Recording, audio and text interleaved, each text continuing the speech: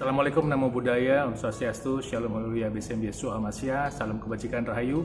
Bersama saya, Dr. Faidan Lombantorwan. Halo, tahukah Anda kalau kolesterol itu adalah bahan baku dari hormon testosteron? Dan masalah ketika kolesterol tidak bisa terpakai dengan optimal, bisa mengganggu hormon testosteron Anda dan bisa mengganggu gairah seks, kemudian fungsi jantung, fungsi otak, dan berbagai fungsi-fungsi lain dalam tubuh. Nah, mungkin ada yang perlu kita jelaskan di sini bahwa kolesterol itu adalah bahan baku dari hormon steroid.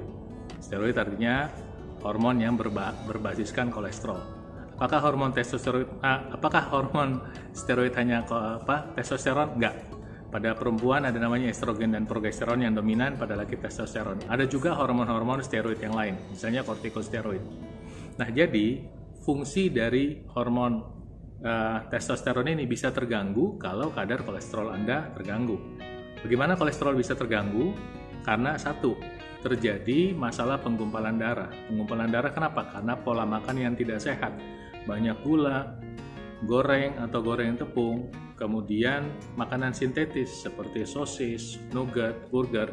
Ini menyebabkan pengentalan darah, di mana kemudian sel-sel darah menjadi lengket. Ketika sel-sel darah menjadi lengket, maka yang terjadi adalah kolesterol ikut terjebak di dalamnya, maka kemudian sisi penggumpalan ini tidak bisa menghantar kolesterol sampai ke target organ.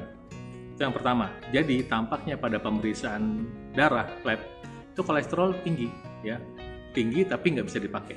Nah, masalah kedua adalah kolesterol rendah karena dikasih obat kolesterol.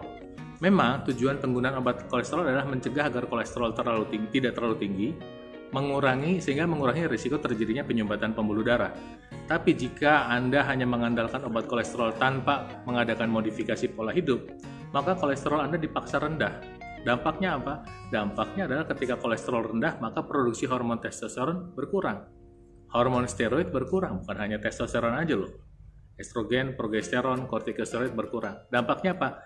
Gairah seks bisa turun. Jadi, baik kolesterol tinggi karena kolesterol tinggi akibat pola makan, atau kolesterol rendah karena dampak dari obat-obatan, dua-duanya bisa menyebabkan masalah pada hormon testosteron, bisa menyebabkan gairah seks turun, bisa menyebabkan fungsi jantung, otak Anda turun.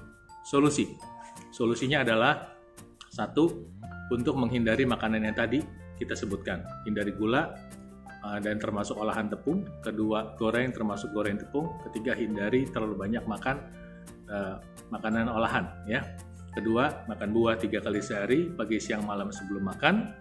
Air putih yang cukup. Konsumsi minyak sehat seperti minyak zaitun, VCO atau omega 3. Ini akan membantu proses pengenceran darah, dan tambahkan bahan baku baik herban ataupun suplemen yang bisa membantu meningkatkan testosteron secara alami. Apa saja itu?